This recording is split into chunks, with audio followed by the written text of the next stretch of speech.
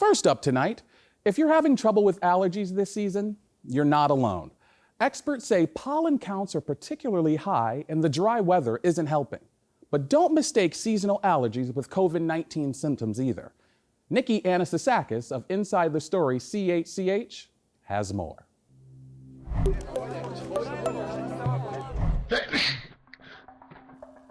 Coughing, sneezing, scratching are all symptoms of seasonal allergies every spring, rain or shine.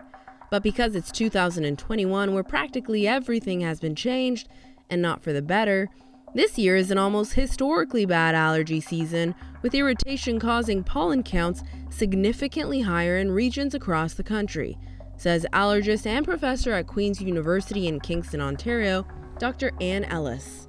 In some weeks, it's been 4-fold to 10-fold higher than what we've experienced in the past few years. Definitely the fact that we've had such dry conditions in the past few weeks has contributed to a higher pollen count. Rain is what helps to keep pollen levels down and give you a bit of a break. But when we have a nice long stretch of sunny, windy, warm days, that just means more chance for pollen to fly.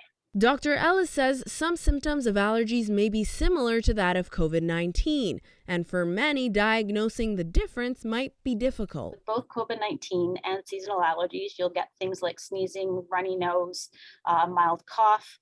But there are certain symptoms that you really only get with allergies that don't typically happen with COVID, such as itchy, watery eyes, nasal itch, all that things of itching of the ears, palate, or throat. That's very specific for allergies. And also you don't get a fever, a really profound cough, sore throat. Those things just aren't present in seasonal allergies, which you can see with COVID. In fact, Canadians have more allergies to pollen than any other allergen, according to Statistics Canada.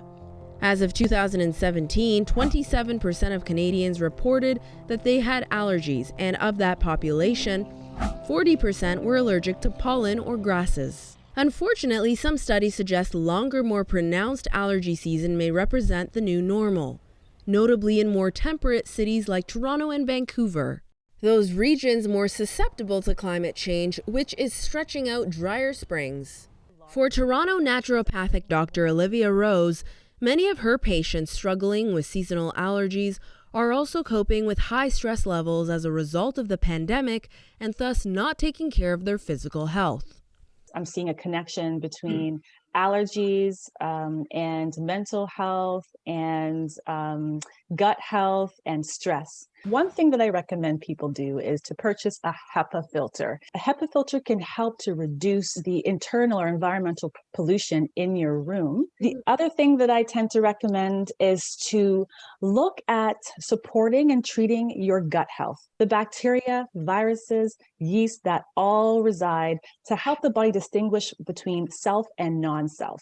If 70% of your immune system resides in your gut, then you want to make sure that your gut microbiome is working as well as it could, particularly during allergy season. One of the most commonly used treatments is immunotherapy. Allergist Dr. Ellis says immunotherapy shots involve administering doses of the allergy or substance to train the body to be less allergic. Similar to immunotherapy, homeopathic practitioner of 15 years, Ananda Moore, believes like cures like, and therapies that use a small dose of the allergen will help combat allergies long term.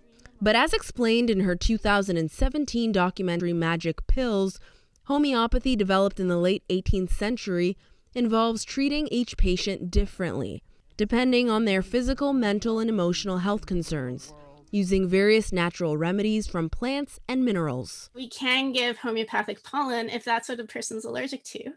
And that often works really well to support a person with those symptoms. While seasonal allergies aren't deadly, they are extremely uncomfortable, so hang tight.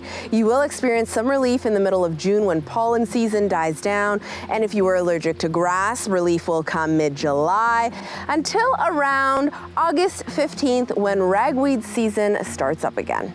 For Inside the Story, I'm Nikki Anastasakis.